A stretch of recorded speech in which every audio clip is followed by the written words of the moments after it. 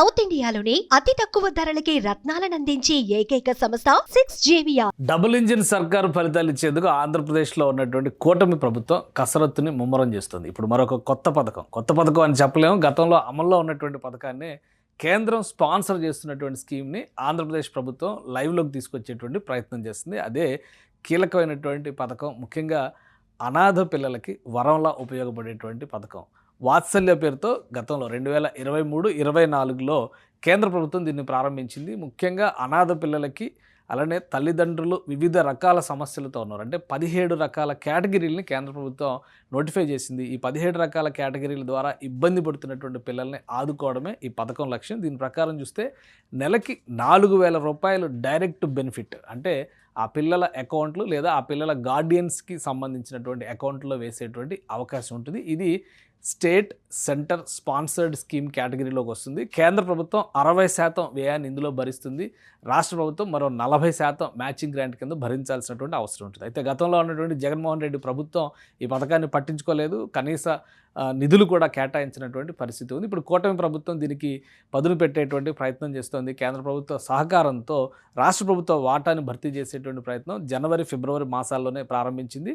రాబోయేటువంటి నెల రోజుల్లో ప్రతి నెల ఈ పిల్లల అకౌంట్లో 4,000 రూపాయలు వేసేటువంటి ప్రక్రియకి చంద్రబాబు నాయుడు ఆధ్వర్యంలో ప్రభుత్వం శ్రీకారం చుట్టబోతోంది. దీనికి కేంద్ర ప్రభుత్వంతో ఇప్పటికే మౌలిక సంప్రదింపులు జరిగినట్టుగా సమాచారం. రాష్ట్ర ప్రభుత్వ వాటా కింద ఇవ్వాల్సినటువంటి 40% నిధుల్ని రెడీ చేసినట్టుగా సమాచారం ఉంది. అసలు ఈ వాత్సల్య పథకం ఏంటి, ఏ విధంగా పొందొచ్చు ఒకసారి విశ్లేషించేటువంటి ప్రయత్నం చేద్దాం. ఇది ఫ్యామిలీ డిపార్ట్మెంట్, ముఖ్యంగా women development and child welfare department కిందికి వచ్చేటువంటి భాగం. మిషన్ వాత్సల్య పేరుతో ఈ పథకాన్ని కేంద్ర ప్రభుత్వం అప్పట్లో ప్రారంభించింది. సో ఇందులో చూస్తే కనుక 60% కేంద్ర ప్రభుత్వ వాటా ఉంటుంది, 40% రాష్ట్ర ప్రభుత్వ వాటా ఉంటుంది.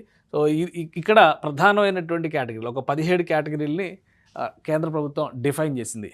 ముఖ్యంగా అనాథలు అనేది ఫస్ట్ కేటగిరీ. తల్లిదండ్రులు లేనటువంటి పిల్లలు అనాథలుగా వివిధ రకాల మాధ్యమాల్లో, అంటే శిశు సంరక్షణ కేంద్రాల్లో ఉన్నవాళ్ళు కావచ్చు, అలానే గార్డియన్స్ నియంత్రణలో ఉన్నవాళ్ళు కావచ్చు, వాళ్ళందరూ కూడా దీనికి ఎలిజిబుల్ అవుతారు. దీంతోపాటు తల్లిదండ్రులు వివిధ రకాల సమస్యలతో బాధపడుతున్నటువంటి వాళ్ళు, అంటే దీర్ఘకాలిక వ్యాధులు లేదా ఎయిడ్స్ వ్యాధిగ్రస్తులు, అలానే యాసిడ్ అటాక్ బాధితులుగా ఉన్నవాళ్ళు, ఇటువంటి కేటగిరీస్ అన్నిటినీ కూడా నోటిఫై చేసింది. అలానే జువైనల్ చట్టం కింద శిక్ష అనలేము కానీ పరివర్తన పాఠశాలల్లో ఉన్నటువంటి పిల్లలు, అలాంటి వాళ్ళందరినీ కూడా ఈ కేటగిరీలో చేసింది. మొత్తం 17 కేటగిరీలని కేంద్ర ప్రభుత్వం డిఫైన్ చేసింది.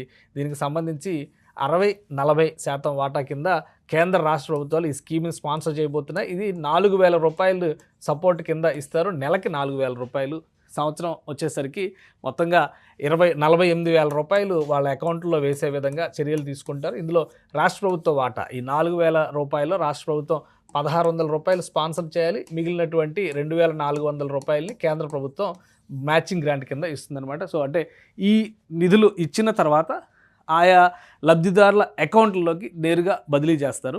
అయితే గతంలో రాష్ట్ర ప్రభుత్వం దీనిపైన పెద్దగా ఆసక్తి చూపించకపోవడం వలన ఈ పథకం పూర్తిగా మరుగున పడిపోయింది. ఇప్పుడు మిషన్ వాత్సల్యాన్ని తెరపైకి తీసుకొస్తున్నట్టుగా ఆంధ్రప్రదేశ్ ప్రభుత్వానికి చెందినటువంటి కుటుంబ సంక్షేమ శాఖ ఒక ప్రకటన చేసింది. దానికి సంబంధించినటువంటి వివరాలని వెబ్సైట్లో పెట్టింది. ఈ వెబ్సైట్లో పెట్టినటువంటి వివరాల ప్రకారం చూస్తే కూడా ఇక్కడ చిల్డ్రన్ హోమ్స్, శిశు గృహాలు, అలానే child protection units, child welfare committees, వీటన్నిటి ఆధ్వర్యంలో నడుస్తున్నటువంటి వాటిలో సంరక్షణలో ఉన్నటువంటి పిల్లలందరూ కూడా దీనికి ఎలిజిబుల్ అవుతారు. వాళ్ళ పేర్ల మీద అకౌంట్లు క్రియేట్ చేయడం, అలానే గార్డియన్స్ ఉంటే కనుక వాళ్ళ తరపున అకౌంట్స్ క్రియేట్ చేసి దానికి ఇస్తారంటే మొత్తం సంవత్సరానికి 48,000 రూపాయలు. అంటే ఇది కొంచెం పెద్ద అమౌంట్ కింద మనం చూడాల్సి ఉంటుంది. అలానే కేంద్ర ప్రభుత్వం ఇచ్చినటువంటి జీవోలో అసలు ఏముంది అది కూడా మనం చూద్దాం. ఇది క్రైటీరియా ఫర్ స్పాన్సర్షిప్ అనేటువంటి పేరుతో మొత్తం గైడ్ లైన్స్ అన్నింటినీ కూడా ప్రిపేర్ చేసింది.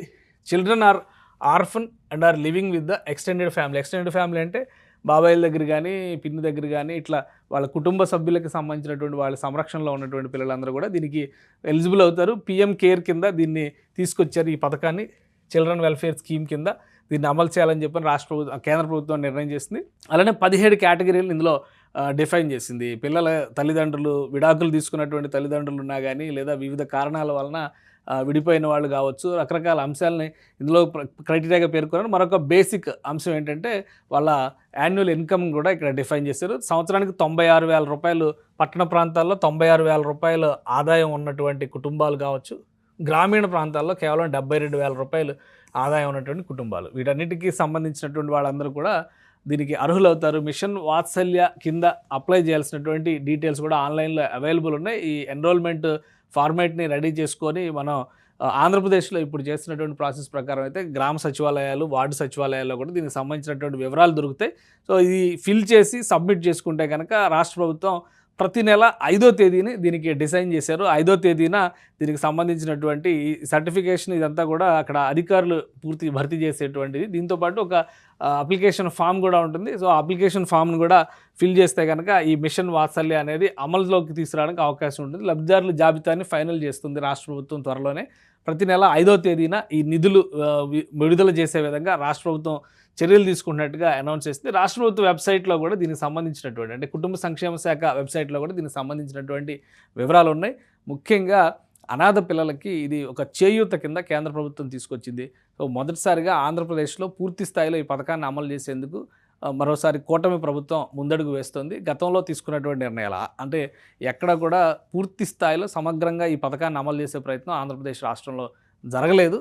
కేవలం 40% నిధులు రాష్ట్ర ప్రభుత్వం కేటాయించగలిగితే కనుక కేంద్రం మిగిలిన 60% నిధులను భర్తీ చేయడానికి రెడీగా ఉంటుంది. కాబట్టి ఈ స్కీమ్ని ఇమీడియట్గా లైమ్లైట్లోకి తీసుకోవాలని చెప్పని కూటమి ప్రభుత్వం భావిస్తున్నారు. అంటే కేంద్ర ప్రభుత్వం స్పాన్సర్ చేస్తున్నటువంటి అనేక పథకాలకు సంబంధించినటువంటి డేటా గత ప్రభుత్వం చాలా వాటిని రాష్ట్రంలో అమలు చేయడానికి ఆసక్తి చూపించలేదు, లేదా నిధుల మళ్లింపు చర్యలకి పాల్పడినటువంటి సందర్భాలు ఉన్నాయి. కాబట్టి వీటన్నిటిని సెటరైట్ చేసి కేంద్రం స్పాన్సర్ చేసేటువంటి పథకాలన్నింటినీ కూడా యథాతథంగా రాష్ట్రంలో అమలు చేసే విధంగా ఆంధ్రప్రదేశ్లో కూటమి ప్రభుత్వం కసరత్తు చేస్తుంది. అందులో భాగంగానే మిషన్ వాత్సల్య అతి త్వరలోనే అమల్లోకి నోచుకోబోతోంది. సుమన్ టీవీలో మీ పర్సనల్ అండ్ బిజినెస్ ప్రమోషన్స్ కోసం కింది నెంబర్కి కాంటాక్ట్ చేయండి.